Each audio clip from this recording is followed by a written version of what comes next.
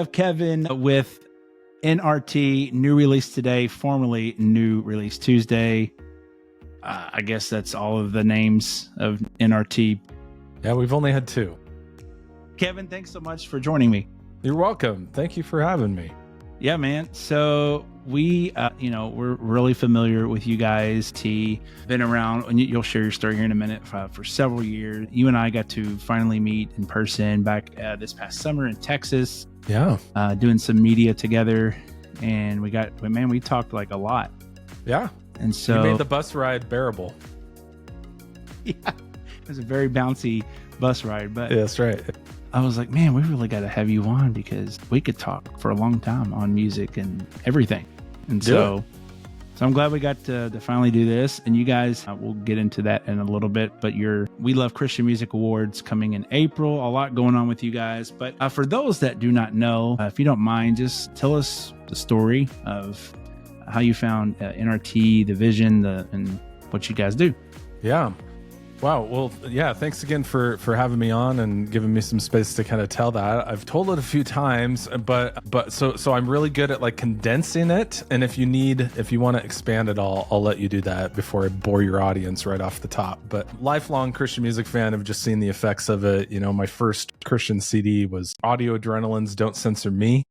And so I just fell in love with Christian music and what it was doing in my life and my friend's life. And as passion does, that just kind of led me to seek out how I can tell more people about this music. That led me to a local bookstore.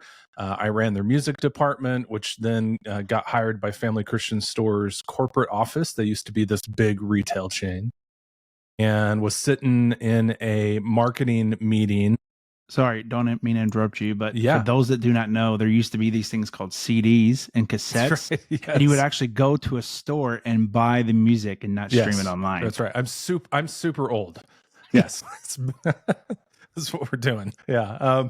That's funny. So, and it was the height. It was in the early 2000s, and I was like the 20-something young guy in the room with a bunch of, 50, 60-year-old retail veterans who were watching this internet, these interwebs kind of ruin their retail game. And so I was kind of the new kid in the room and looked down on a little bit, but also just kind of, that's cute with your little internet project. But, we sell tens of thousands of these physical products, and what are you doing? So I was really got to grow up, and I view it as just almost an honor. I don't know, like growing up as an honor, but that's not the right word. But I got to really discover a whole bunch of changes within the music industry and the analog to digital world.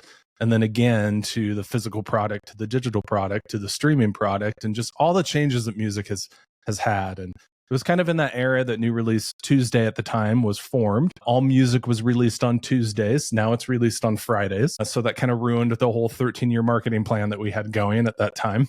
But we shifted to like New Release Today from Tuesday, and it worked out okay for us. But we really were, our goal is the same today as it was 24 years ago when we started. And that's to find and discover as much Christian music as we can and give it out to as many people that we can find. And that mission remains the same today. So we are all incredibly passionate about Christian music, and we want to find many other people who are, or maybe are not as passionate, and let them know, hey, this music is really cool and life-changing. You should check it out.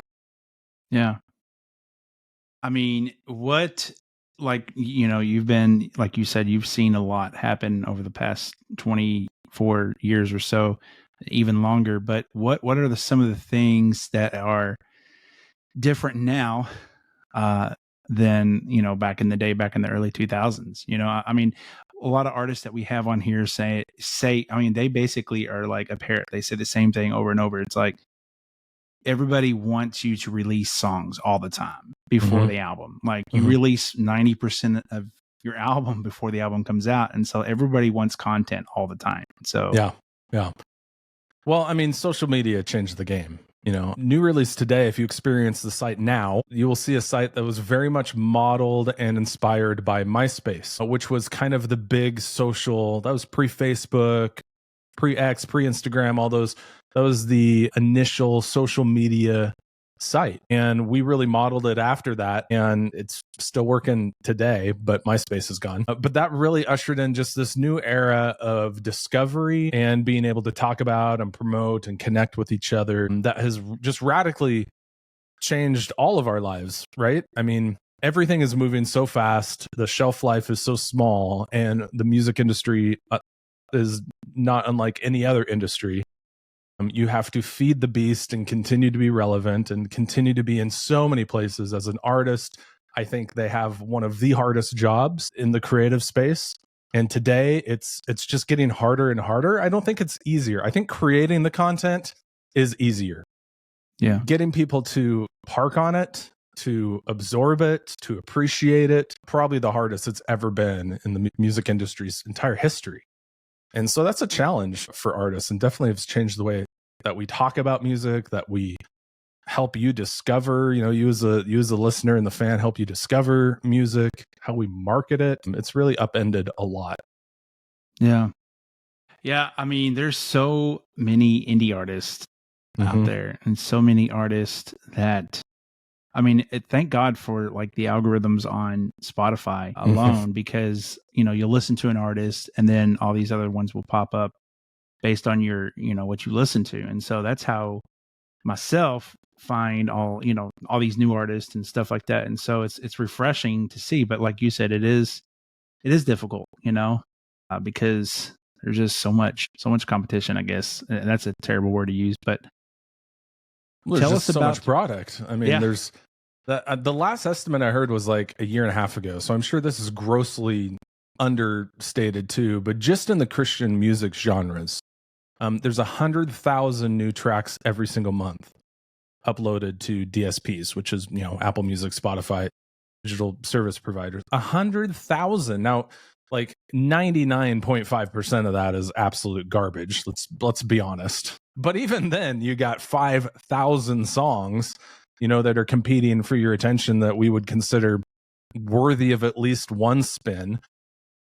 How in the world is the consumer supposed to discover and park when they're constantly every single Friday being bombarded with another, 1,000 options? I know at NRT we track anywhere from 30 to 50 new tracks every single week are the ones that we are kind of putting our stamp on and going, hey, from a curator perspective, these are the ones we think you'll love. That's not even scratching the surface. So the consumer is, in my opinion, massively overwhelmed, very undereducated, not as like you're dumb type thing, but just like, how can you possibly absorb everything? And then you combine that with the utter lack of quality curators in the Christian music space. Yeah, you get kind of the stopgap that we're kind of in right now. Yeah. Yeah. We do podcasting. And so we'll always have people say, hey, have you heard or checked out such and such podcast? I'm like, no. And then I'll add it to the list. And I'm like, dude, I literally on my notes on my iPhone, I have probably 20 something podcasts that I still haven't even got to. And I listen to like 4 or 5, throughout the month that I really like to listen to consistently.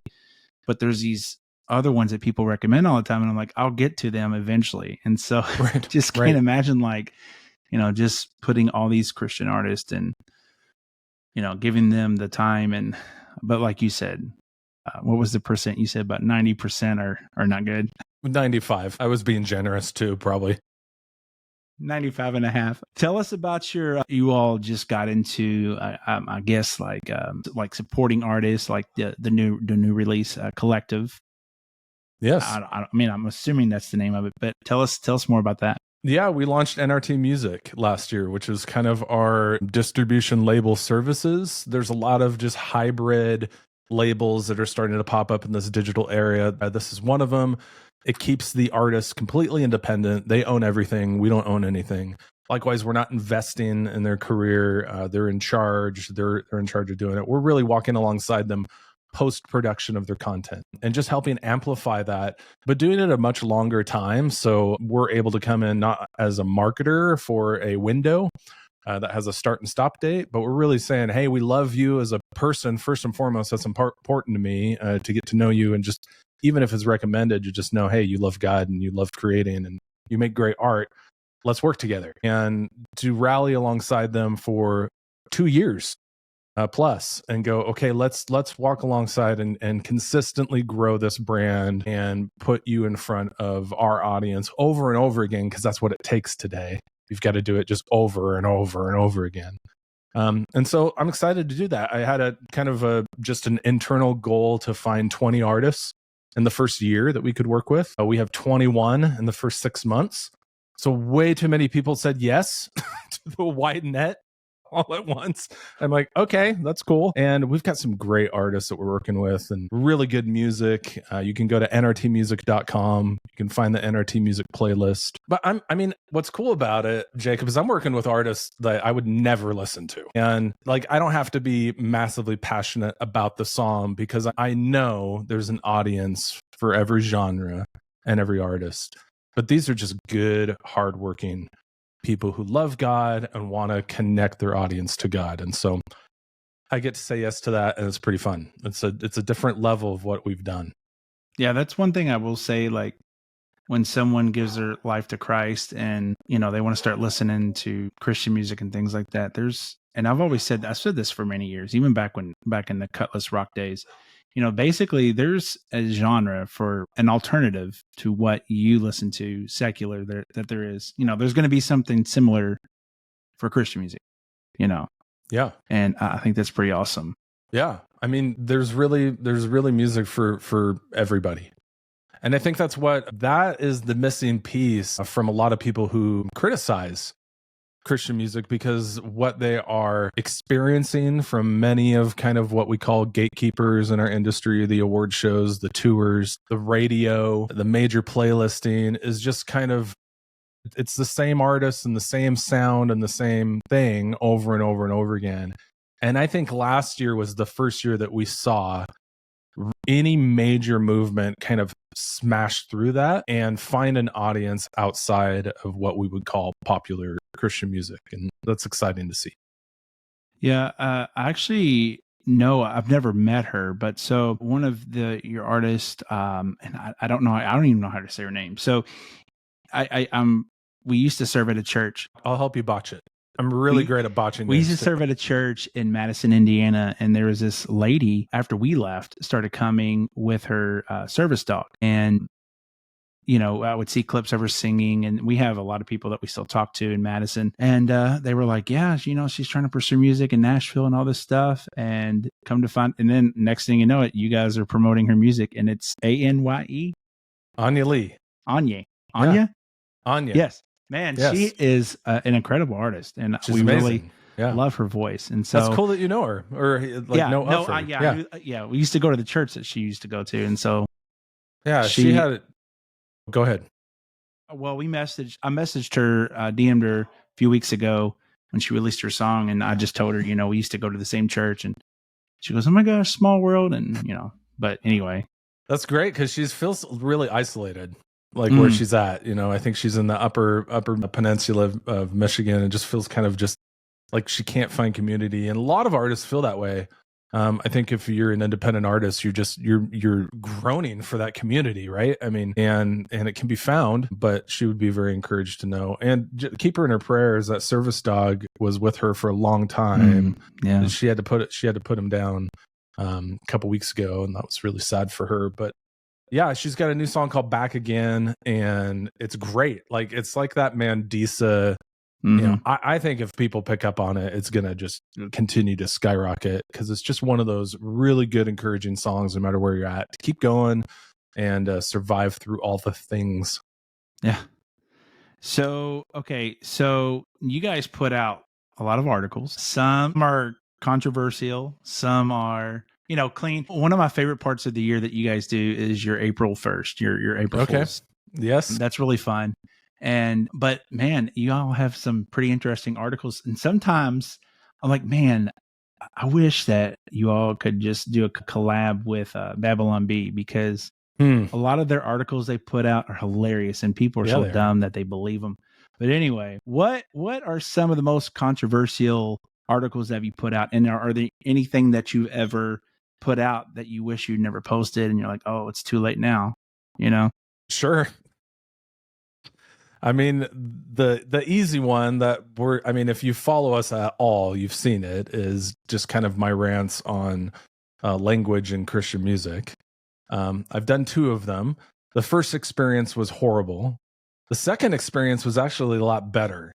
But the first experience was just like, why did I do this?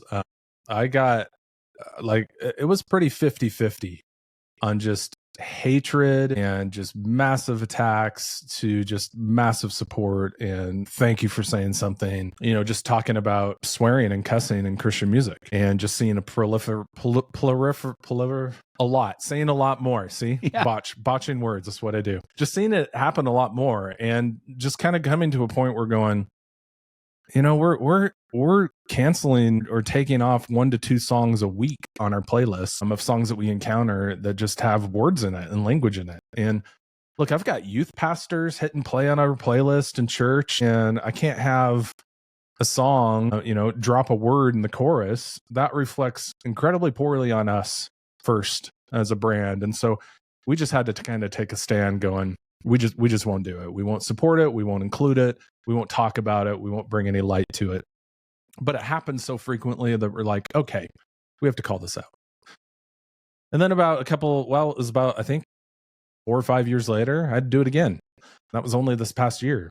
And that time, and I think it's an interesting commentary on society at large, because it was almost like 80-20, 84 and 20 against.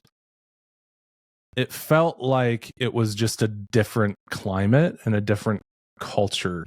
It hit a lot more of support, and maybe all the people that hated me the first time just canceled us. They weren't around for round 2. Yeah, that's probably more what happened. So that was fun. But I think there's, we'd say internally, I could write one of those articles every single week. I could poke the bear. I could find controversy. There's just enough to talk. There's enough to talk about, but we really want to be intentional and also just supportive of the industry at large. We don't want to rip it apart. We don't want to see it collapse. We don't want to be critical of it. I think that's something internally we do a lot. That's why we rarely review albums, because our policy is if you can't say, it's like you're back in grade school. If you can't say anything nice, shut up. Yeah. Right. I go to scripture, and I still haven't found many verses that support a critical spirit. And this is coming from a guy who ripped music very early on online. So we try to find the positive and not the controversy. But when something needs to be said, I'm not afraid to say it. And I think the response has been really, really good in that space. Now, okay, we talk about swearing. There's Christian artists that will just full blown say like real bad cuss words, and then let's talk about like the line here. So Hillsong, I think United maybe, does a song called, I don't even know the name of the song, but they talk about something being like going through hell or something like that. Mm-hmm. And maybe you know the name of the song. I can't remember the name of the song right now. And then Brandon Lake just did Heart Fought Hallelujah. Mm-hmm.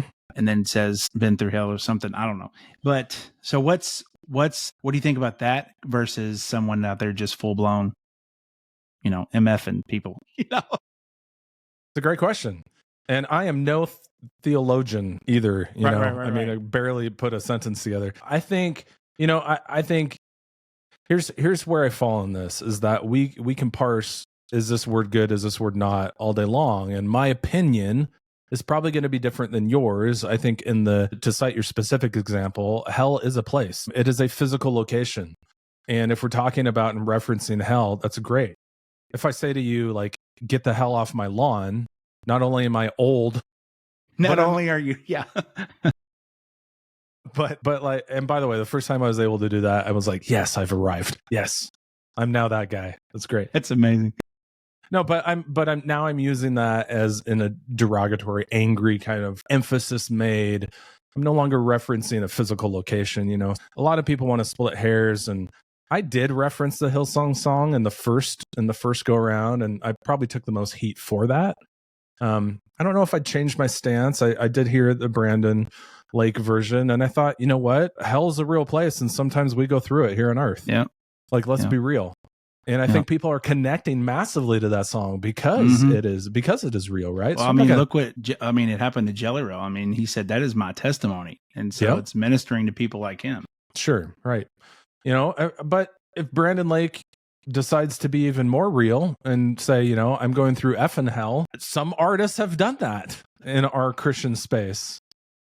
Now we have a problem because now I think there's going to be more people who are stumbling on that, and it becomes a distraction. And now the ministry isn't about God and the moment you went through. Now the ministry is the language you chose, which is division. It creates division. It creates your brother to stumble. It creates all these things that really were warned against doing. And so my point has always been not the language. Like, we all fall short. I'm guessing when the cameras aren't rolling, we all drop a few behind the scenes too. And the point is, don't ever swear, shine your halo. The point is, control your art. You have no control once you hit submit and where it goes. And if the point of the art is to bring people to Jesus, but your art is creating division and controversy, you probably should have put more thought into the art. Yeah. Yeah. I mean, even that last article, I mean, John Cooper, was it that article? John Cooper got a hold of it, or was that? Dude, was that was one? like, yes, that was like career moment. I'm not even joking. You talk about career highs for me. John Cooper taking something you wrote and doing an entire hour and a half on sermon. Pod. Yeah. Reading the whole thing. I'm like, that was cool. Yeah. I listened to that episode and I was like, oh my gosh, I know them. Because he gave y'all a shout out and everything, and it was his podcast is intense, but he tells it like it is. Cooper does not pull punches. He does not. Nope. No. Well, Kevin, you guys, 13th annual coming up in April. We Love Christian Music Awards. Go ahead and tell us about that a little bit. Yeah. Wow. Well, we've been doing this for 13 years now, and it's looked different every single year. And it's looked the same every single year too. You know, I mean, we select 5 nominees in various categories and we let the fans vote. We did this a year before Caleb Fan Awards came online. Yep, that's our pat on the back there. And we really saw a gap in just the kinds of music that were being celebrated at other award shows, which are all great. The kingdom's large. We need everybody playing, right? But we just saw there's an opportunity to do something different, not the same. Why do something the same? That's boring. And so let's do something different, have it look different. Let's have the fans decide who wins. They're the ones listening to the music. Let's nominate independent artists. We're seeing a lot more independent artists come. This year it makes up a third of all of our nominees. Dev Awards, you'll probably find 1 or 2 maybe this year. For decades it was none. K-Love maybe 1 or 2. For a decade it's been none. And so let's give the audience the full scope of what Christian music is really offering. And then let's do something different for the ceremony. So we've had an actual award show. We've gone out on the road with the Rock and Worship Roadshow and done like live awards at night. That used to be kind of like the Winter Jam back in the day. We've done a documentary, a 3-part documentary. We've done pre-recorded, but this year we've never done a show in Nashville. We've had some live shows in Memphis, Tennessee, which were really cool. Shout out to our old partner at Visible Music College. They were amazing. But just the opportunity came this year for God, really. I mean, I give credit to God. I've always held We Love Awards in this open hand. I said, God, we're going to do what we can do with the people you put in front of us this year. If that means no one's here, then we're just going to make this happen with $0, and we're just going to make this for the fans. This year, he provided an incredible amount of sponsors, a venue that worked with us, a partner with Franklin Events, and Brian Mays is helping us this year. He's with Nashville Publicity, and and we're going for it. This will be the biggest thing that we've ever done times 10. And we've got Jackie Velasquez lined up. Jackie Velasquez. I say her name wrong. Botching names again. Jackie Velasquez. You got to get your host name right, Jacob. That's key to having an event. Is she going to perform? We're talking to her. We're trying to talk her into it. But she's going to... Just do a throwback medley. That would be amazing. Wouldn't that be great? I know. That'd be great. I mean, we are doing some other throwbacks. We've got Jeff Deo of Sonic Flood. He's going to be there. He'll be doing a worship medley, which will be really cool. We'll have 12 to 14 performers, a couple that we haven't announced yet that are going to be amazing. We've got some great presenters locked in. I can't really announce half of them yet, but these are anywhere from actors to sports figures to people you will recognize, and it's going to be a ton of fun. What? It's going to be huge. You're referencing the other. Yes, I am. The other pain point in my life. Anyway, yeah, that was fun. We can talk about that too if you want.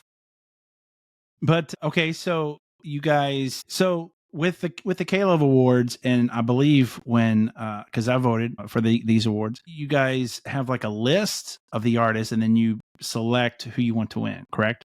Is that how it is? Our team, like for each category. Yeah. So our team, we've got 18. Yeah, go ahead. Well, how do you all, like male vocalists of the year? How do you guys, or male artist of the year, whatever you call it? How do you all pick the 20 people for those nominees? You know what I'm saying? Like for each category. So each category is 5 nominees. It's whoever writes me the biggest check and takes me out to the nicest dinner. They get it. There you go. We're throwing out all the red tape behind the scenes. It's just it's payola 100% now. Fairest way to do it.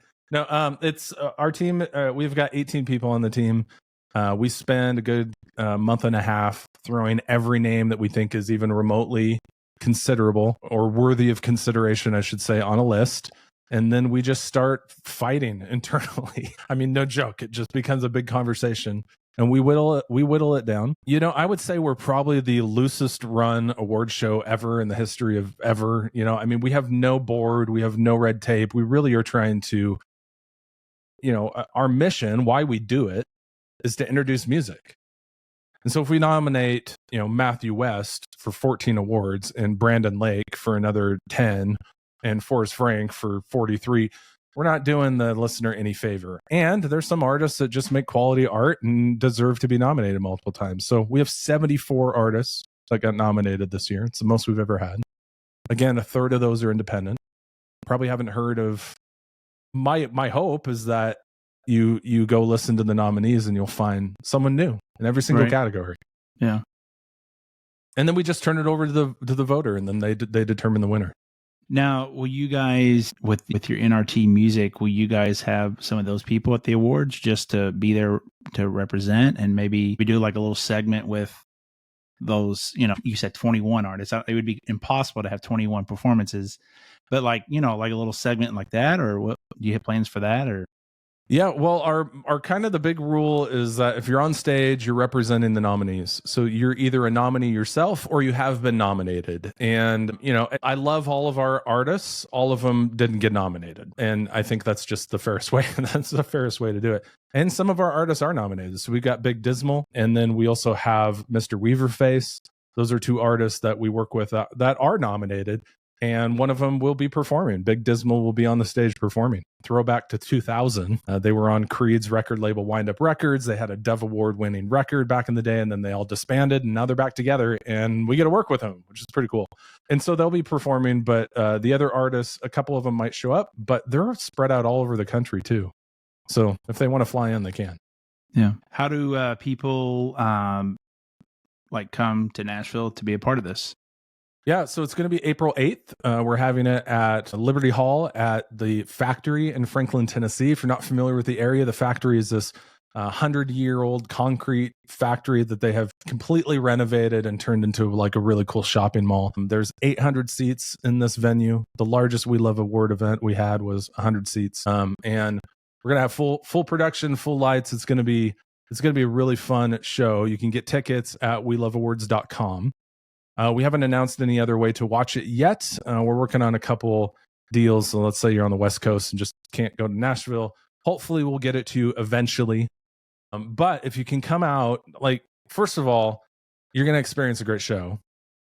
You are supporting what we've been doing for 13 years here, building up to this. And I'm excited just to celebrate in a room full of kind of NRT Christian music fans. That just sounds like what cool party. And so that'll be really fun. So that's kind of the way you can do it. Yeah. And I didn't see a category for podcast of the year. So, well, we just decided unilaterally to just give it to you.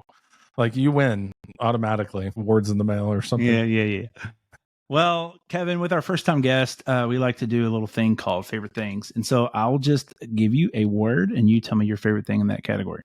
Oh, wow. Sound good? I'm horrible on the spot stuff. I like doing this to people, doing this to artists, not having it done to me. Okay, we'll try. All right. Yeah. What is your favorite food? Chinese food, 100%. Chinese food. It'll make Okay. any day better. What type Chinese? Anything, like literally anything, from panda to authentic to noodles to like all across the board. Yeah. Panda as in panda bear, like on a stick? Or They're the best. Yeah. Yeah. Sorry, PETA. Yeah. Right. Panda Express. Yes. That's funny. It's not orange chicken, Jacob. Yeah. It's not chicken. It's something. Do you have a show that you like to watch, binge? What am I currently watching right now? I just finished Skeleton Crew, Star Wars. I'm watching Beast Games. Brutal. And I'm not really into any other shows, right? Oh, that's not true. It's that mystery ranch show. See, this is on the spot junk, Jacob. My brain goes to like Chinese food. I'm still thinking about pandas. It's not Bullfrog Ranch, it's the other one. Do you know which one I'm talking about? History Channel. It's like in Utah. They're on a ranch. I've watched like 85 episodes of this show. Sure, The Office? No. I'll think of it later. It's a reality show. Someone watching this will know. Oh, what was that? I thought I heard someone. Skinwalker Ranch. Hey, Jesse popped in. Oh, hey, Jesse. Skinwalker Ranch. Yes, thank you. It's incredible. I watch every behind the scenes show. I read all the articles. It's awesome. What about a favorite movie? Great conversation or great question. My son and I know you want me to just give one word answers and shut up, but I can't do it. No, I don't care. My son is 16. We have sheltered him horribly. So just in the past year, we've started to watch all these movies together. So Back to the Future Part 2, Interstellar, and I mean the Heath Ledger Batman movie is just incredible. Yeah. And I'm sure there's others that will make me sound smarter once I remember them later, but those are the three. I like movies that entertain you, right? Mm-hmm. Yeah. Yeah, me. Okay, so my brothers, which Jesse's on here, but are big into Lord of the Rings, and my son, he's 13. He got for Christmas the Lord of the Rings trilogy, like all together, the book. Yes. So he's on the second book, and we've watched the first two movies, and he's got a lot of questions, but and some of the lingo they used back in the day, and yeah. So yeah, we like watching that together, and of course, Back to the Future. That's a good great one. Well, this one might get you in trouble, Kevin. But what is your favorite musical artist of all time? Wow. Okay. I mean, I'm a Linkin Park nerd from back in the day, and that's not Christian music. No, although it kind of towed the line for a while, and then they started swearing, and so they're not Christian music. I mean, technically, those two albums, the ones that were from the early 2000s, Meteora. So good. Yeah, and I'm a huge fan of Switchfoot, of Need to Breathe. Who's not? And John Foreman's such a good writer. Yeah. Yep. And I would say, well, he was. Love it, John. He's kind of lost his way the past couple records. Just kidding. Not really. That's a running joke on our staff. They actually said they wanted to come perform at your awards, so I don't know. No, they did not. I know that for a fact. I can't get them within like 100 feet of anything. No, there's a Grace on our team is just a huge Switchfoot fan, and so it's a running joke of just how good and bad they are. We all fight about it all the time. And then I'm also a big 21 Pilots fan. I would travel anywhere to see them. Do you have a favorite article that you all have ever put out? Wow. Besides the swearing ones, no. I can't. Nothing that comes immediately to mind. I mean, I've got to give a shout out to Kevin Davis. I mean, we've put out tens of thousands, it feels like. I mean, we do probably 500 pieces of exclusive content a year. Kevin Davis every single week just blows me away. He does the behind the song devotional. He's up like in the 1400s now, I think, or something, and talks with an artist every single week. Has a 30-45 minute conversation. And what I love about him is that he's just biblically focused. And he talks about the biblical inspiration behind one song. And him and these artists go deep. I mean, you're only getting about 15 minutes of the conversation, but they do life together. It's kind of fun to hear behind the scenes. So I love what he's doing. Do you have a favorite ice cream flavor? Any like caramel, salted caramel. Gets me every time. Yep. All right. Last one. Do you have a favorite podcast? I don't listen to a lot of podcasts. I listen to a bunch of conservative talk radio, which is like poison to my brain. I fully understand that, but it's like crack to me. I can't get enough. So that's what I listen to in the car, is just conservative talk radio, Daily Wire stuff. So actually, I guess it's technically is a podcast. It's On the Spot. It's Matt Walsh. Okay. I love his show. I listen to that every single day. And now you either hate me or love me. There's no in between, now that I said that out loud. Man. Well, Kevin, what is next for you guys, and how can our viewers and listeners keep up with you guys?